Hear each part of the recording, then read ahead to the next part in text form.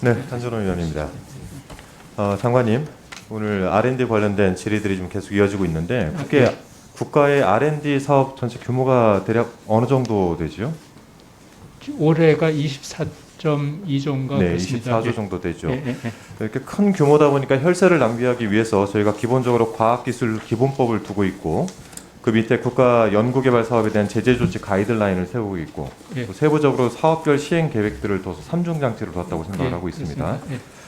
그래서 제가 이제 그 R&D 사업과 관련돼서 이것저것 좀 살펴보다가 오늘 이제 질의보다 이제 확인 차원인데 최근 이제 이 관리가 잘 되고 있나에 대한 의문이 좀 드는 게 있어서 사건 하나를 가지고 좀 질의를 드릴까 합니다. 국내 유명 대학의 A 교수신데 이분이 과기부하고도 많은 연구 사업들을 하셨어요. R&D 사업을 하셨는데 과기부에서 재난형 동물 감염병 대응 원천 기술 개발 이 R&D를 최근에 포기를 하고 보건복지부의 백신 실용화 기술 개발 사업단장으로 자리를 옮겼습니다.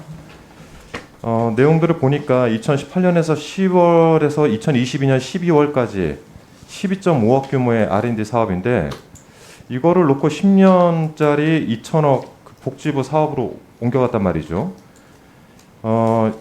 여기서 이제 드는 의문이 이게 과연 정당한 사유가 있어서 연구를 포기를 하고 다른 사업단으로 옮겨가는 것이 과연 현재 과학기술기본법부터 시작해서 사업별 시행 계획까지 둘러봤을 때 정당한 사유인지 여기에 대해서 아마 답변을 하실 수 있는 분이 다른 분 있으면 또 하셔도 괜찮습니다.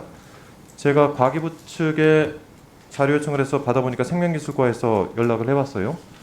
이 사유가 코로나19로 감염병 극복을 위한 중요한 시점에서 10년간 2천억의 국가적 프로그램의 사업단장으로 전담 참여 조건을 충족하기 위해 뭐 이렇게 옮겨갔다.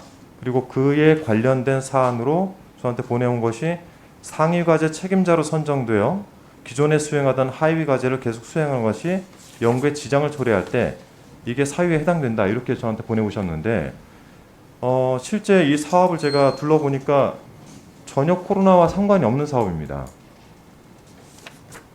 여기에 대해서 혹시 보고를 받아보신 적 있으신가요?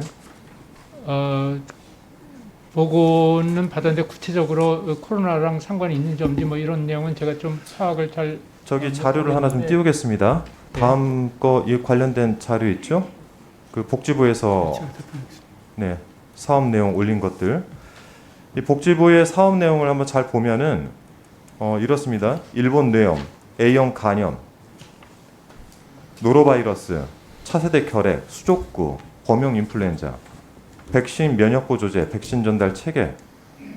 이게 코로나19하고 저는 상관이 전혀 없어 보이는데 저도 나름 예결이나 이런 질의를 통해서 코로나 백신과 관련돼서는 여러 차례 스터디도 하고 해봤지만은 전혀 저는 사업이 관련이 없다라는 생각이 들고 또 하나는 이게 지금 상위 과제로서 과연 하위 과제를 놓고 갈 수 있는 정당성에 대해서 수행 포기 정당 사유에 해당되지 않는다라는 거예요.